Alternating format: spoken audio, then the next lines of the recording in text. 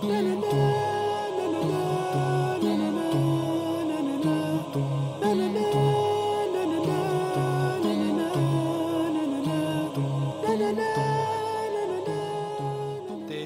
last few years, even months, in the world has shown us an intensification in apocalyptic events.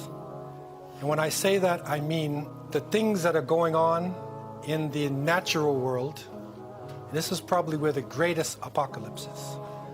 The natural world, the floods, the earthquakes, the hurricanes, the fires. What is happening in the natural world is unprecedented. The warming of the earth has actually reached a state that they have never imagined possible.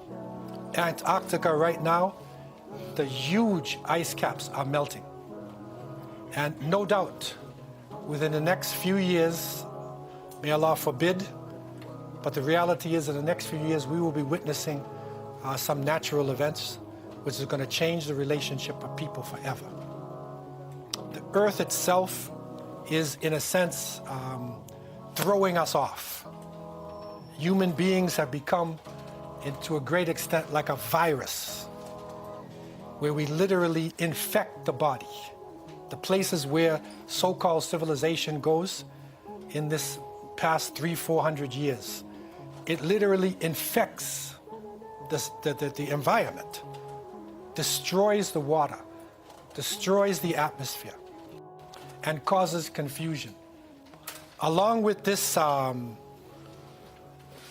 extreme test that we're under, and many of the scientists came to the conclusion, and I learned about this many years ago when I was living in Southern Africa, because the scientists of the world had gathered in South Africa, which they considered to be one of the oldest places of human life. And they came to the conclusion that we are living in what they call the 6th extinction. Okay, so if you get a chance, Google this thing. 6th extinction in geology, archaeology, and found that, over the past hundreds and thousands of years, that because of climatic change, there have been major extinctions of life forms. So dinosaurs, invertebrates, different things have actually been made extinct, we believe, by the will of Allah subhanahu wa ta'ala. Because if dinosaurs were alive today, we wouldn't have a chance. But by the will of Allah, they were wiped out. This is the 6th extinction. And this one, scientists who don't believe in God say it is mammals and birds. Mammals and birds, we are being affected the heaviest by this extinction. And right now, over 50% of the mammals and birds on Earth have been destroyed, never to come back. And this 6th extinction, with the environmental change that is going on, is causing a major uproar and major changes that we are witnessing every day. Politically, the world is now in a very delicate state, right? It is said that the man with the blonde wig down south, he has his finger on the nuclear button. Serious thing. They have more nuclear weapons, more weapons of mass destruction than any society. And don't forget, they were the only country to use it before. They used it on Hiroshima and Nagasaki. Over 150,000 people died instantly. And the war was already over. The war was over. They did not have to use the bomb. But they dropped the nuclear bomb on Hiroshima in Japan and then Nagasaki. So we are in what they considered to be, and they looked at the time of the world. There's only a few minutes left in actually our existence, politically and militarily. Because if the wrong thing happens and a bomb hits one place and then the reaction goes there would easily be a nuclear war whose fallout could destroy much of what we know as civilization. Economically, we are at the footsteps of a recession.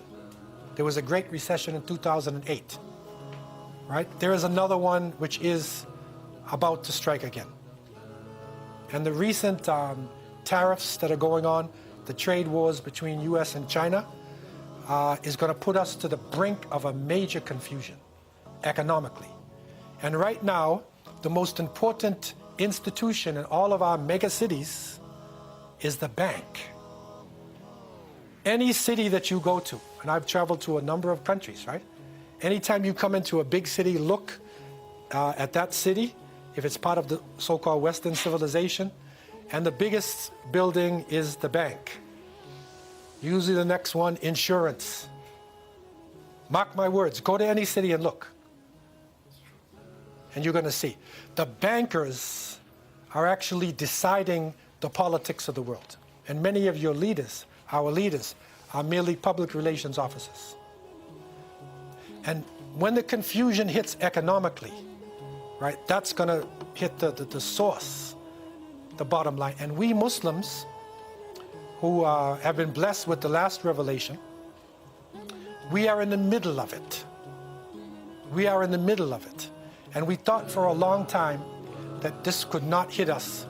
But if we had our eyes open to our sources, we would realize that Allah subhanahu wa ta'ala told us in Surah Al-Anbiya, وَنَبْلُوَكُمْ بِالشَّرِّ وَالْخَيْرِ فِتْنَةً وَإِلَيْنَا تُرْجَعُونَ.